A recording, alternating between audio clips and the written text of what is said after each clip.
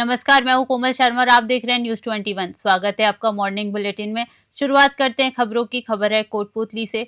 बानसूर विधानसभा क्षेत्र के नारायणपुर इलाके में गढ़ी से लादूवास मालेरा को जोड़ने वाली पुलिया प्रशासनिक लापरवाही की मिसाल बन गई है। ग्रामीणों के अनुसार करीब 2 साल पहले बनी पुलिया में निर्माण के दौरान अनियमितताएं हुई, जिससे 6 महीने में ही क्षतिग्रस्त हो गई। ठेकेदार और अधिकारियों की मिलीभगत का आरोप है।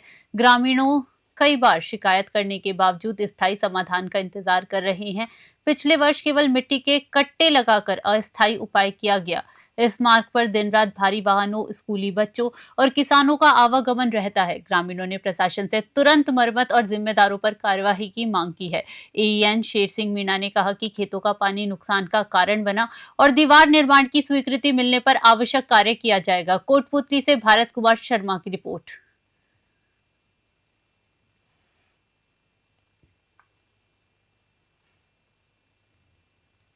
खबर खाटू श्याम जी से है, जहां एक बार फिर गिरोह से धमकी का मामला सामने आया है। श्री श्याम मंदिर कमेटी के पूर्व कोषाध्यक्ष के पुत्र को जान से मारने की धमकी देते हुए 3 करोड़ रुपए की फिरौती मांगी गई। धमकी देने वाले ने खुद को लॉरेंस बिश्नोई गैंग से जुड़ा बताया। पीड़ित ने पुलिस थाने में शिकायत दर्ज करवाई। इसी प्रकरण में पूर्व कमेटी अध्यक्ष कालू सिंह चौहान के पुत्र मानवेंद्र सिंह चौहान को भी धमकी मिलने की जानकारी मिली है। ये खाटू श्याम जी में गिरोह से धमकी का तीसरा मामला सामने आया है, जिससे स्थानीय लोगों में भय और दहशत का माहौल है। पुलिस ने मामले की गंभीरता को देखते हुए जांच शुरू कर दी है और संभावित गिरोह सदस्य की पहचान की प्रयास जारी है। खाटू श्याम से दुर्गा सिंह कुमावत की रिपोर्ट।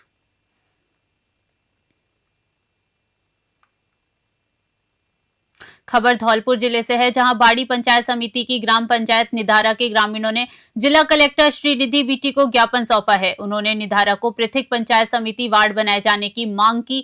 ज्ञापन में बताया गया कि निधारा में लगभग 4700 मतदाता हैं, जबकि अन्य ग्राम पंचायतों के मात्र 2000 मतदाताओं पर वार्ड दिया गया है। पूर्व में निधारा के नाम से वार्ड था, लेकिन वर्तमान परिसीमन में इसे अन्य ग्राम पंचायतों से जोड़ दिया गया है, जिससे ग्रामीणों को भारी असुविधा हो रही है। ज्ञापन में यह भी बताया गया कि नवसृजित सुनीपुर पंचायत निधारा वार्ड से 12 किलोमीटर दूर है और भौगोलिक दृष्टि से असंगत है। ग्रामीणों ने प्रशासन से तत्काल कार्यवाही करते हुए निधारा को पृथक वार्ड बनाने और सुनीपुर को हटाने की मांग की है। धौलपुर से संजय कसाना की रिपोर्ट। ग्राम पंचायत निधारा बाड़ी से सभी ग्रामवासी आई हुई है। हमारी ग्राम पंचायत में 4700 वोट हैं। हम पंचायत समिति वार्ड अलग चाहते हैं। वर्तमान में हमारे पंचायत से सुनीपुर जोड़ा गया है, वो हमारे यहाँ से 12 किलोमीटर दूर है। भौगोलिक स्थिति बहुत ही विपरीत है, इसलिए हम सभी निवेदन करने आए हैं, कलेक्टर साहब को ज्ञापन देने के लिए आए हैं कि हमारा पंचायत समिति वार्ड अलग निधारा बनाया जाए। हमारा गांव निधारा ग्राम पंचायत से निधारा गांव के निवासी हैं सारे। हमारी जो पंचायत समिति वार्ड था, पहले इब्राहिमपुर और निधारे के नाम से एक वार्ड था। अब क्या है कि हमारी निधारा ग्राम पंचायत में भी इतनी जनसंख्या और वोटों की संख्या है कि हमारी सिंगल पंचायत का भी वार्ड बन सकता है। इसके लिए इसमें सुनीपुर को जॉइंट कर दिया है, जो कि हमारी पंचायत से बिल्कुल अलग है। उसकी भौगोलिक स्थिति, लोगों का रुझान और सारी बातों से बिल्कुल अलग है। उस वार्ड को, उस पंचायत को निधारा पंचायत जोड़ दिया है, जबकि वो नई पंचायत बनी है। और पहले ब्रह्मपुर और निधारा का वार्ड था हमारा, या तो ब्रह्मपुर और निधारा का एक ही वार्ड रहे, अन्यथा हमारी सिंगल पंचायत का भी वार्ड हमारा बन सकता है।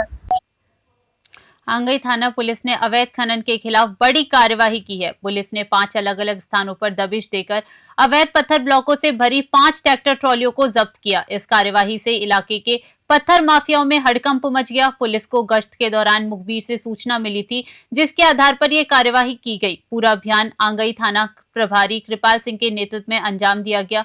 जब्त वाहनों के संबंध में कानूनी कार्यवाही की जा रही है। पुलिस अवैध खनन में संलिप्त लोगों की पहचान कर उनके खिलाफ सख्त कदम उठाने की तैयारी में है। प्रशासन ने साफ किया है कि जिले में अवैध खनन किसी भी कीमत पर बर्दाश्त नहीं किया जाएगा और भविष्य में भी ऐसी कार्यवाही लगातार जारी रहेंगी। धौलपुर से संजय कसाना की रिपोर्ट।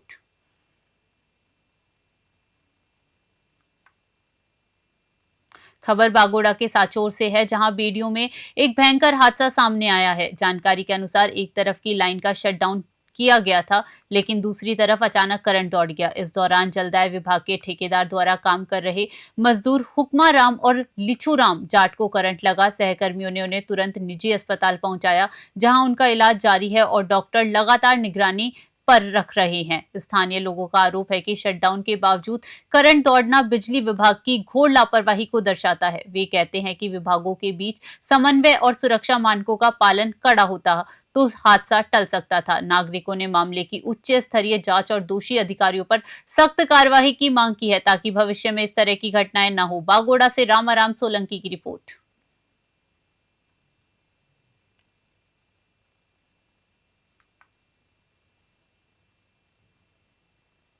बार एसोसिएशन की नवनिर्वाचित कार्यकारिणी का शपथ ग्रहण समारोह बार संघ कार्यालय में गरिमामय माहौल में संपन्न हुआ।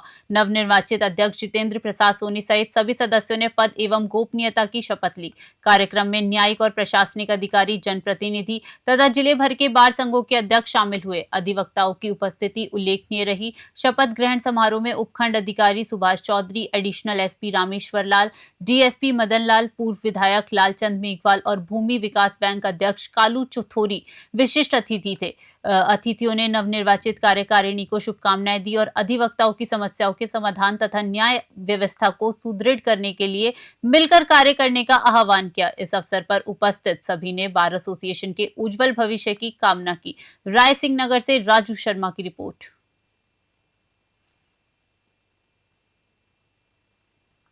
खबर श्रीगंगानगर से, जहां प्रस्तावित नहरबंदी को लेकर किसानों में गुस्सा बढ़ रहा है। गुरुद्वारा सिंह सभा में आयोजित बैठक में बड़ी संख्या में किसान शामिल हुए और उन्होंने प्रशासन से स्पष्ट जवाब न मिलने पर चिंता जताई। किसानों का कहना है कि समय पर पानी नहीं मिलने से गेहूं, सरसों और अन्य रबी फसलों को गंभीर नुकसान होगा। पंजाब की ओर से 15 जनवरी के बाद नहरबंदी की आशंका जताई जा रही है। किसान मांग कर रहे हैं कि नहरबंदी जनवरी में न हो और मार्च तक स्थगित की जाए। उन्होंने चेतावनी दी है कि यदि प्रशासन ने उनकी मांग नहीं मानी तो 12 जनवरी को श्रीगंगानगर में शांतिपूर्ण लेकिन पूर्ण शक्ति के साथ विशाल प्रदर्शन किया जाएगा। दोपहर में किसानों का प्रतिनिधि मंडल जिला कलेक्टर से मुलाकात कर ज्ञापन सौंपेगा। किसानों का कहना है कि ये लड़ाई सिर्फ पानी की नहीं बल्कि उनकी मेहनत और भविष्य की है। श्रीगंगानगर से राजेश भाटी की रिपोर्ट।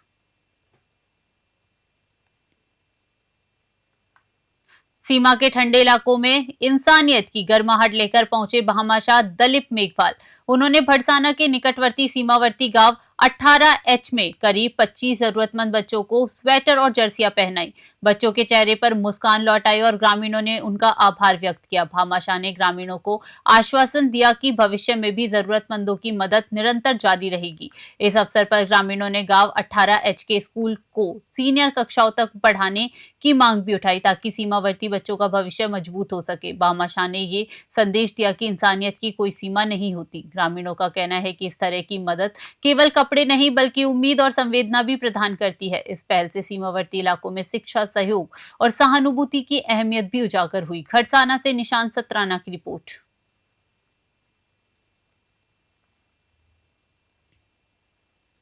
जयपुर राजधानी में लंबे समय से गैस का अवैध कारोबार जारी है। आबादी वाले क्षेत्रों में खुलेआम गाड़ियों में घरेलू गैस सिलेंडर भरे जा रहे हैं। जानकारी के अनुसार करीब 500 सिलेंडर इंडियन और भारत दोनों मार्केट में ब्लैक मनी में सप्लाई होते हैं। पिछले 2 वर्षों से कई हादसे हो चुके हैं, लेकिन प्रशासनिक लापरवाही और कुछ पुलिसकर्मियों की मिलीभगत से ये कारोबार बंद नहीं हुआ। विशेषज्ञों और स्थानीय नागरिकों का कहना है कि किसी भी दिन सिलेंडर लीकेज से बड़ा धमाका हो सकता है। जनता के लिए सुरक्षित रास्ते नहीं है।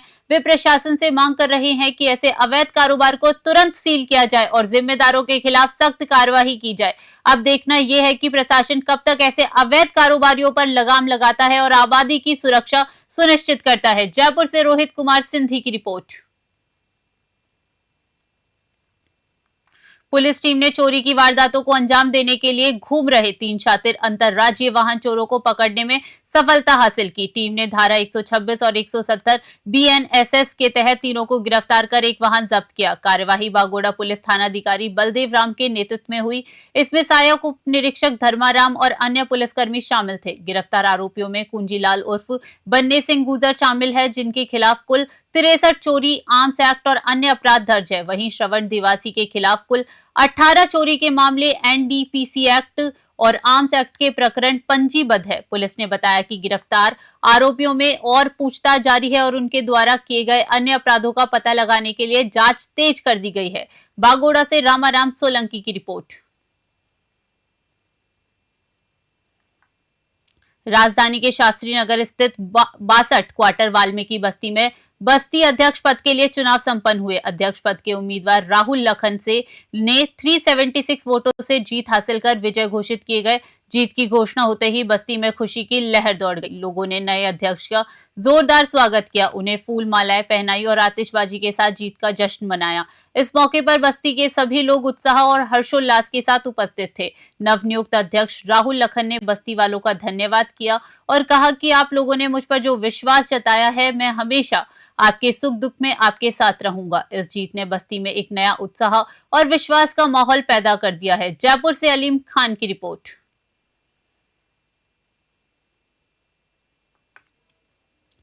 गोविंदगढ़ क्षेत्र के नागल कला गांव में देर रात अनिल कुमार नायक के घर में अचानक आग लग गई। आग की लपटें देखकर ग्रामीणों ने तुरंत पुलिस और अग्निशामक विभाग को सूचना दी। मौके पर पहुंची दमकल टीम और पुलिस ने कड़ी मशक्कत के बाद आग पर नियंत्रण पाया। तब तक घर में रखा अधिकांश घरेलू सामान, जिसमें खाने पीने की वस्तुएं, बिस्तर और अन्य जरूरी सामग्री शामिल थी, जलकर राख हो गई। इस हादसे में किसी प्रकार की जनहानि नहीं हुई। पीड़ित परिवार ने बताया कि आग से उनकी पूरी गृहस्थी उजड़ गई है और उन्हें जीवन यापन में गंभीर संकट का सामना करना पड़ रहा है। उन्होंने समाज सेवियों, भामाशाहों और आमजन से मदद की अपील की है और प्रशासन से आर्थिक सहायता तथा पुनर्वास की मांग की है। चोमू से जयपाल सिंह की रिपोर्ट।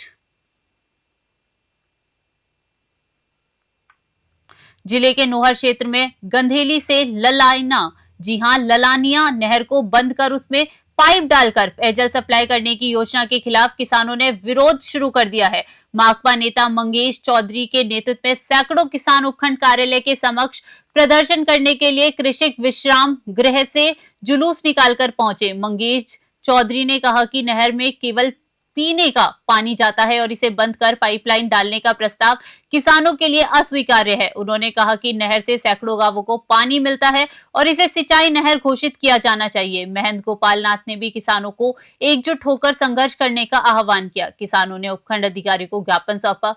प्रशासन ने बताया कि किसानों की मांग सरकार तक पहुंचाई जाएगी और 9 जनवरी को सिंचाई विभाग के उच्च अधिकारियों के साथ वार्ता होगी। हनुमानगढ़ से विनोद चौधरी की रिपोर्ट।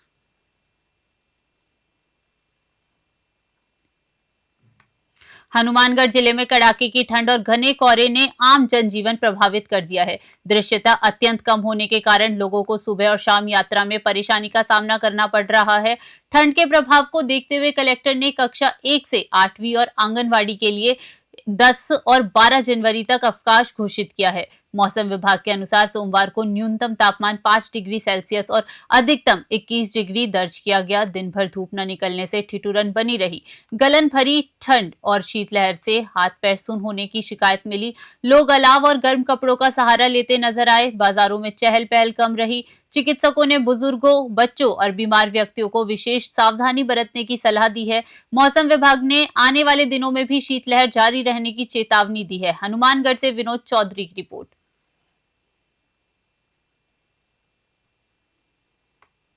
खबर डीडवाना से है, जहां जिला मुख्यालय सहित आसपास के क्षेत्र में लगातार चौथे दिन सुबह घना कोहरा छाया रहा। हल्की बूंदों और फुहारों के साथ मौसम में नमी बढ़ गई है, जिससे ठंड का असर और तीखा हो गया। तेज हवाओं के कारण शीतलहर और अधिक कड़ाकेदार हो गई। सुबह के समय ठिठुरन इतनी बड़ी कि लोग धूजनी के लिए जगह जगह अलाव जलाते नजर आए। डीडवाना से किशनगढ़ हनुमानगढ़ मेगा हाईवे पर विजिबिलिटी मात्र 20 फीट तक सिमट गई, जिससे वाहन चालकों को भारी परेशानी और दुर्घटना की आशंका बनी। मौसम की गंभीरता को देखते हुए जिला कलेक्टर ने एहतियातन निर्णय लिया और जिले में प्री प्राइमरी से 8वीं कक्षा तक के विद्यार्थियों के लिए आज और कल 2 दिन का अवकाश घोषित किया। प्रशासन ने लोगों से सतर्क रहने और सुबह के समय अनावश्यक यात्रा से बचने की भी अपील की है। डीडवाना से गुलाम नबी आजाद की रिपोर्ट।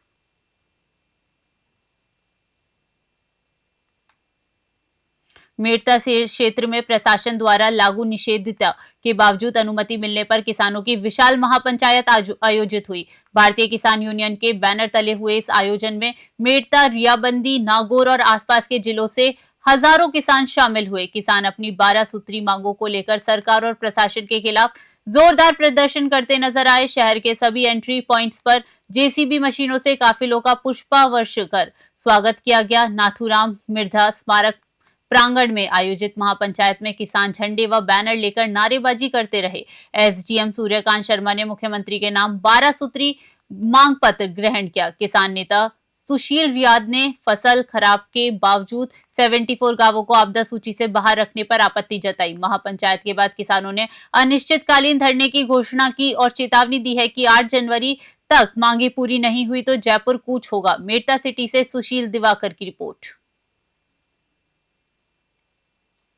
12 सूत्रीय मांगों को लेकर आंदोलन था, जिसमें रेलवे भूमि अधिग्रहण, डीएलसी की दर बहुत कम है, इंडियन ऑयल के नाम जमीन, बिजली के खंभों को लेकर किसान पीड़ित, मुआवजा, फसल बीमा और आपदा को लेकर 74 गांव, उसके अलावा जो बिजली की थी उससे तो कोई ज़्यादा समस्या, वो बिजली वाला एक समाधान हुआ।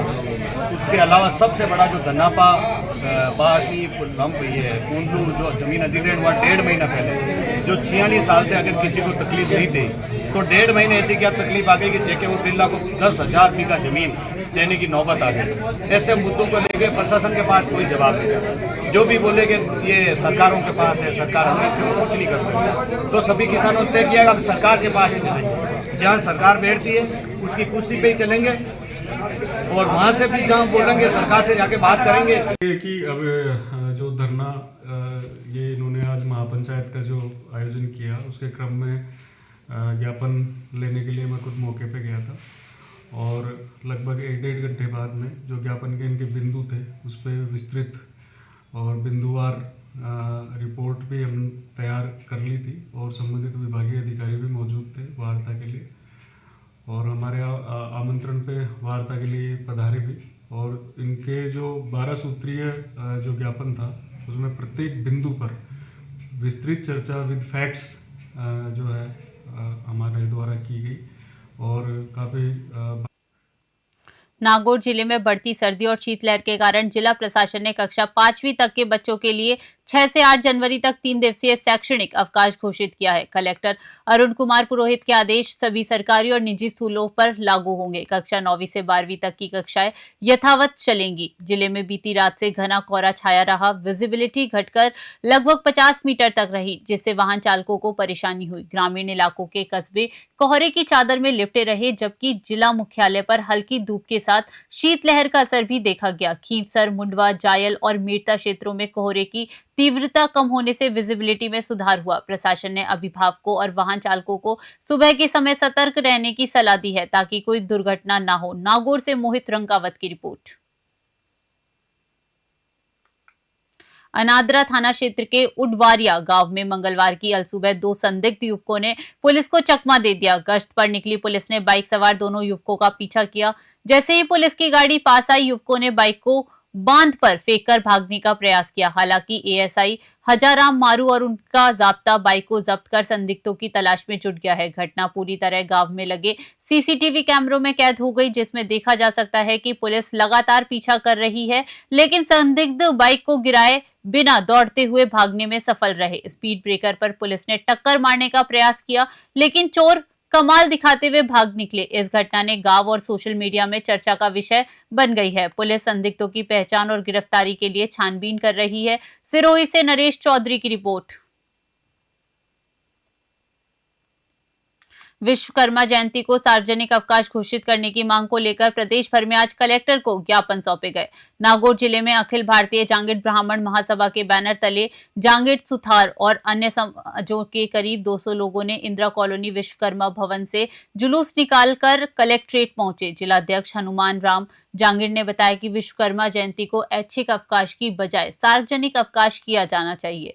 उन्होंने कहा कि विश्वकर्मा जी की पूजा सिर्फ जांगिड़ समाज ही नहीं बल्कि लुहार, कुम्हार, बढ़ई, सुनार जैसी अन्य जातियां भी करती हैं और हर फैक्ट्री व कारखानों में पूजा होती है। इसलिए एक दिन का सार्वजनिक अवकाश घोषित कर सभी अनुयायियों को सम्मानित किया जाए। राजस्थान भर में दोपहर 12 बजे इस प्रकार के ज्ञापन सौंपे गए। नागौर से मोहित रंकावत की रिपोर्ट।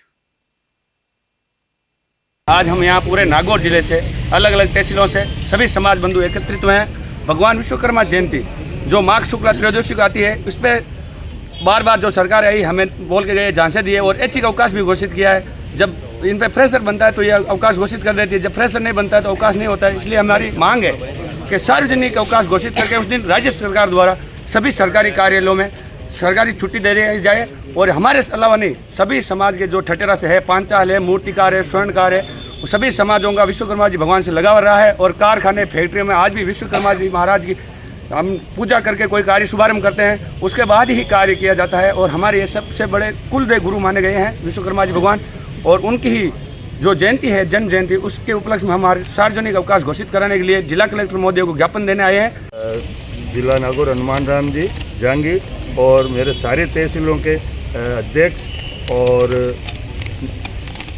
अध्यक्ष देव भगवान श्री विश्वकर्मा जी जहांगीर सुतार समाज का अलावा भी कई अन्य जातियों जैसे स्वर्णकार, लोहार, पंचायत कुमार, ठटेरा, मूर्तिकार आदि शिल्प जातियों के भी श्री विश्वकर्मा जी की पूजा करते हैं। और अलावा समस्त सरकारी एवं अन्य प्रतिष्ठान, कारखाने व फैक्ट्रियों के मजदूर भी भगवान की विश्वकर्मा जी की पूजा करके किसी कार्य का शुभारंभ करते हैं।